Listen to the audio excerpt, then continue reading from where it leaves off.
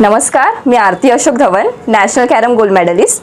Maharashtra Sandhya YouTube चॅनलला like करा, share करा, सबस्क्राईब करा. थँक्यू. नमो बुद्धाय, जय भीम. आपण पाहताय महाराष्ट्र संध्या यूट्यूब चॅनल, आपल्या हक्काचं आपलं चॅनल. मी तानाजी कांबळे आपले स्वागत करीत आहे. जय भीम मित्रांनो, मी आता आलो आहे नागपूर येथील पवित्र दीक्षाभूमी या ठिकाणी. आज दीक्षाभूमीला मी आलो आणि दीक्षाभूमीच्या पवित्र मातेला वंदन केलं, बाबासाहेब आंबेडकरांना वंदन केलं, बाबासाहेब आंबेडकरांनी दिलेल्या धम्मक्रांतीला वंदन केलं. उद्या 5 ऑक्टोबर डॉक्टर बाबासाहेब आंबेडकरांनी दिलेल्या धम्मक्रांतीला 66 वर्ष पूर्ण होत आहेत. त्यानिमित्तानं the Buddhist society of India तथा भारतीय बौद्ध महासभेच्या वतीने नागपूरमध्ये एका भव्य दिव्य अधिवेशनाचं आयोजन करण्यात आलेलं आहे.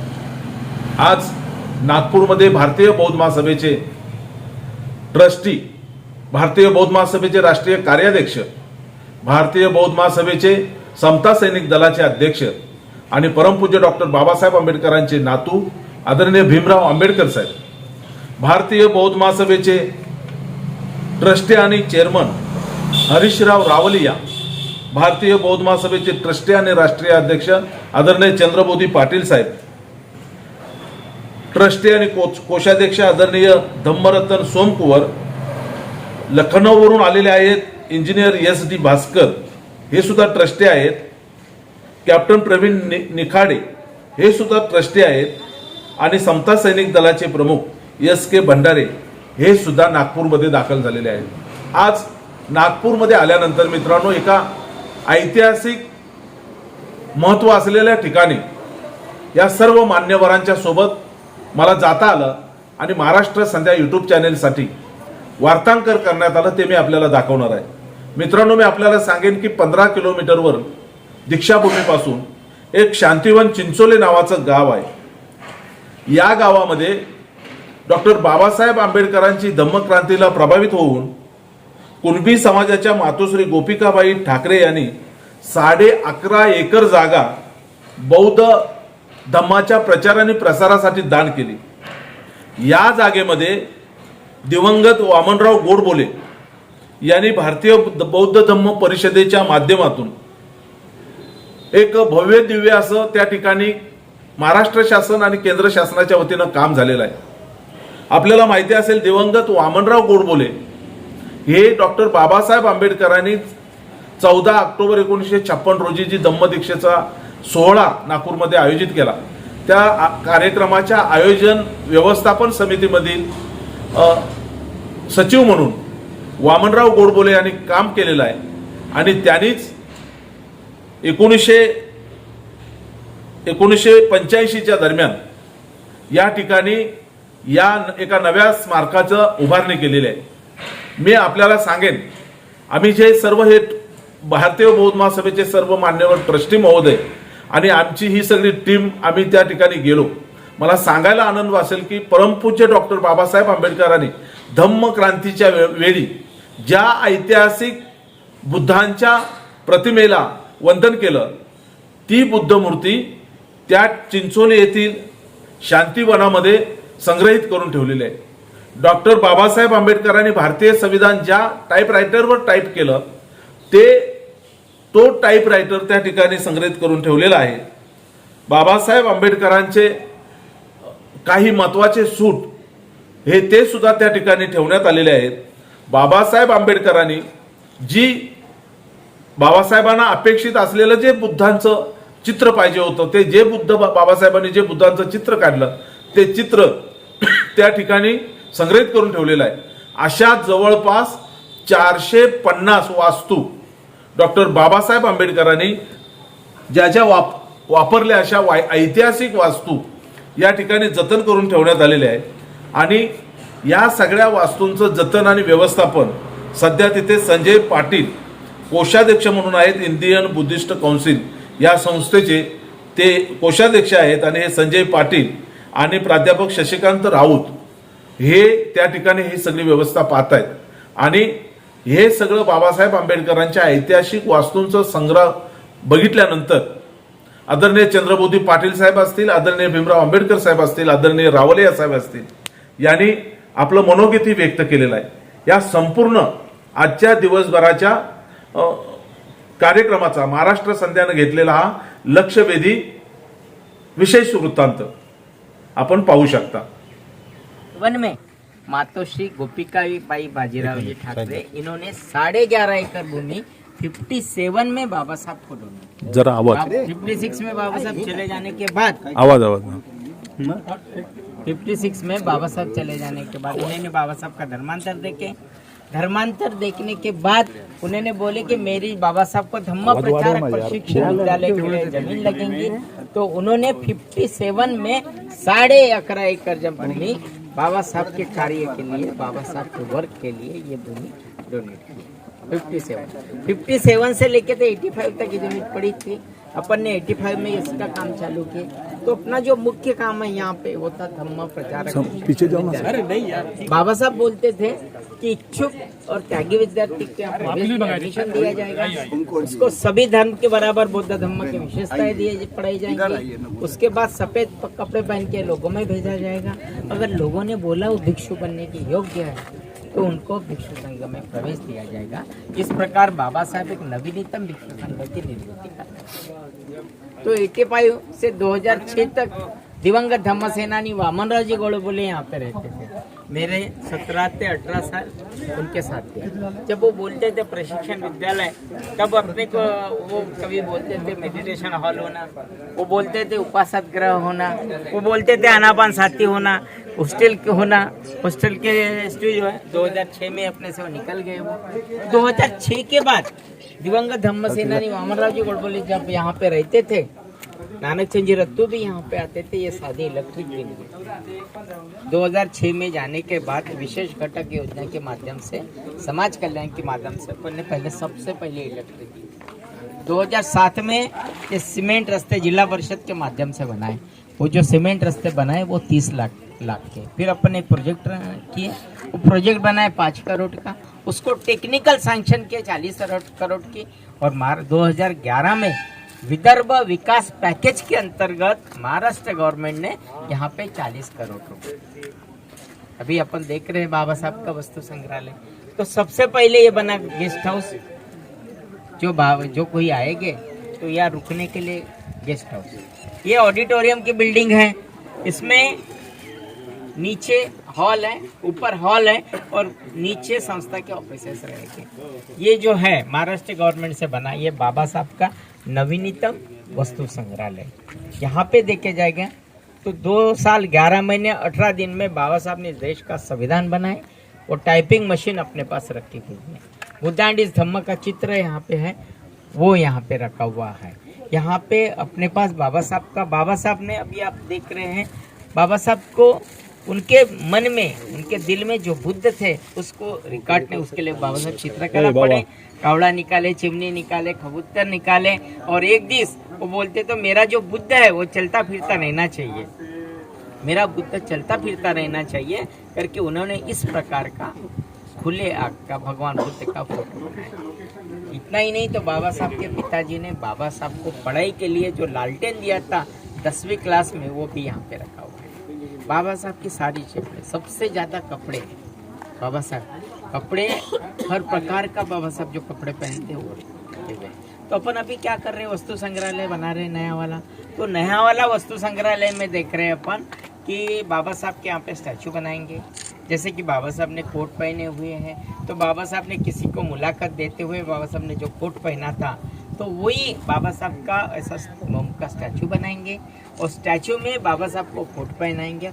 और बाबा साहब उस प्रकार का, आप अगर बाबा साहब के नजदीक जाओगे तो बाबा साहब बोलने लगेंगे. इस प्रकार का वो सारा जो कंबल अपने पास रखा है, बाबा साहब का जब अपने से निकल गए, परिनिर्वाण हुआ, महाप्रयाण हुआ बाबा साहब का, तब तो बाबा साहब का महाप्रयाण के बाद में बाबा साहब ने जो कंबल ओढ़ के रखे थे, वो कंबल बाबा साहब का स्टैचू बनाएंगे, बाबा साहब को ओढ़ के रखेंगे और हल्का सा संगीत चलाएंगे, बुद्धम शरणम गच्छामि. तो इस प्रकार से बाबा साहब का नवीनतम वस्तु संग्रहालय. इस प्रकल्प का प्रमुख जो अंग है वो है धम्म प्रचारक प्रशिक्षण विद्यालय. आप उस तरफ अगर जाएंगे, उस तरफ से अपन ने देखे कि भैया एक हॉस्टल की बिल्डिंग ली है, उसके बाजू में भिक्षु जो रहेंगे उन्होंने मेडिटेशन करना चाहिए, क्या मेडिटेशन हॉल है.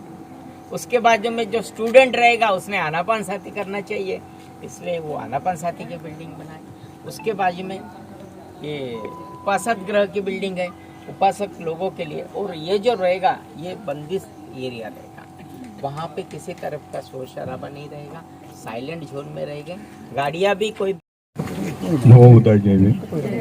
सगळ्यांचं अभिनंदन करतो की आनंद शांतीवनामध्ये आपण आला. दुर्गम आहे, दीक्षाभूमी नागपूरवरून येऊन, पण आशा है कि येणारे समय में ये अच्छा सा बड़ा ये बाबा साहब की प्रेरणा से हो जाएगा. बाबा साहब की विचारधारा यहाँ से चलेगी. जैसे दीक्षा भूमि है, मैं अभी ड्रैगन पैलेस जाके आया, मुझे भी अभी लग रहा है कि ये अच्छा सा होगा आपके नेतृत्व में. जो बाबा साहब के कपड़े विपड़े हैं वो अच्छे तरह रखेंगे. कमेटी होगी आपकी, मैं समझता हूँ. मैं पहली बार यहाँ आया हूँ. पहले आया था 10 साल पहले, तब यही इमारत थी और पूरा बराबर नहीं दिख रहा था.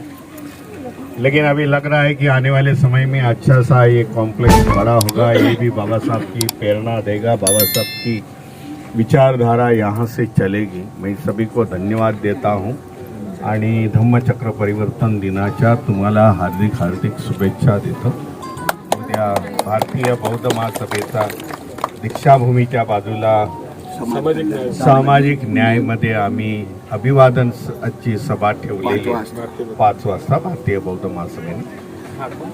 आपण कुठून आलेला आहे तर मला तर जवळच आहात.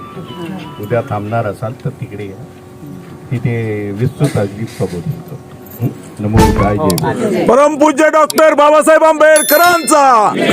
बाबा साहब के अलग अलग प्रकार के कोट यानी उनके टाई, फाउंटेन पेन से लेकर सब चीज़ें यहाँ पे रखे. नानक चंद रत्तू जी जो बाबा साहब के यानी पर्सनल सेक्रेटरी जैसे मानते थे, उन्होंने काफ़ी यहाँ पे वस्तुएं दी है.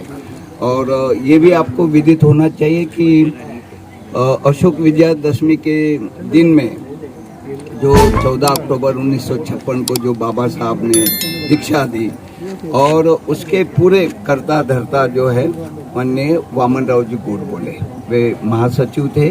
और बाबा साहब को नागपुर में दीक्षा समारोह करने के लिए जो प्रेरणा, यानी बार बार दिल्ली जाना, उनसे चर्चा करना, तो ये वामनराव गोडबोले जी की ये देन है कि जो नागपुर में अपने लाखों अनुयायी को बाबा साहब ने दीक्षा दी. हम सभी अभी ये अशोक विजयादशमी के दिन हम दर्शन करने आते. जो लोग दीक्षा भूमि पे जाते वो यहाँ के भी दर्शन करने के लिए आते, देखने के लिए आते. काफ़ी मैंने देखा, काफ़ी गाड़ियाँ यहाँ पर आई हुई थी. तो ये जो प्रोजेक्ट है भविष्य में 1-1.5 साल के पश्चात आपका इसका स्वरूप ही बदल जाएगा. आपने देखा होगा, अपनी सड़क भी अभी चल ही रही है. पहले तो छोटी सी थी, अभी काफ़ी बड़ी, और डामरीकरण भी हो जाएगा. तो ये जो संजय पाटिल जी और उनके सभी साथी मैं इस समय पे उन सभी को हार्दिक बधाई देता हूँ कि उनका जो कार्य जो है बहुत यानी आप प्रेरणादायक है.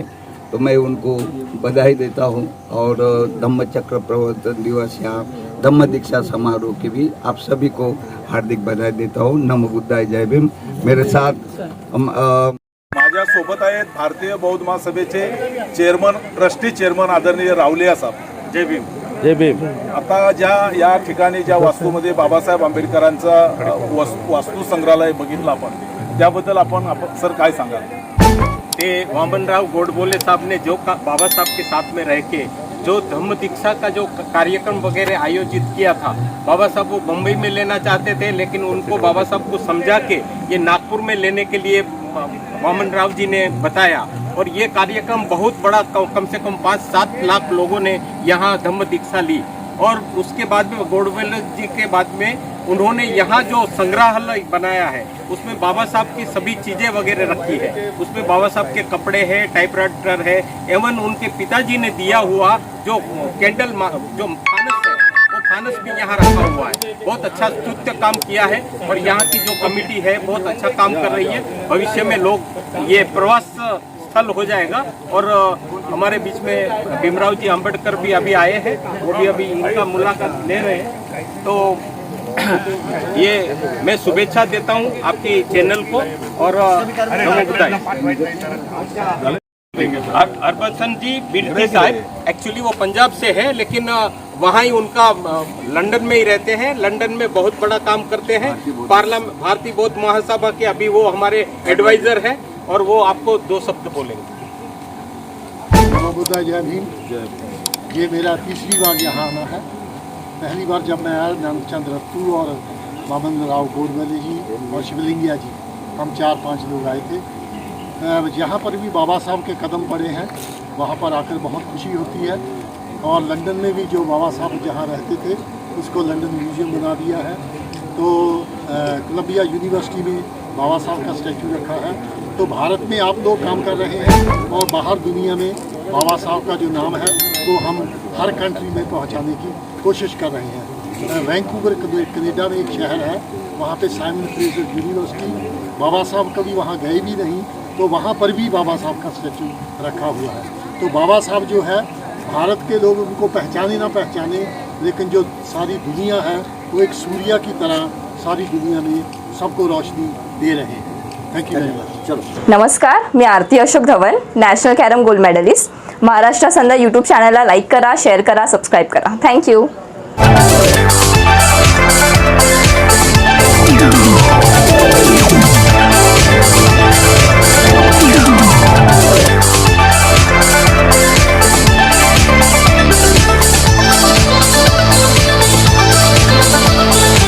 आपण पाहताय महाराष्ट्र संध्या युट्यूब चॅनेल, आपल्या हक्काचं आपलं चॅनेल. लाईक करा, शेअर करा, सबस्क्राईब करा.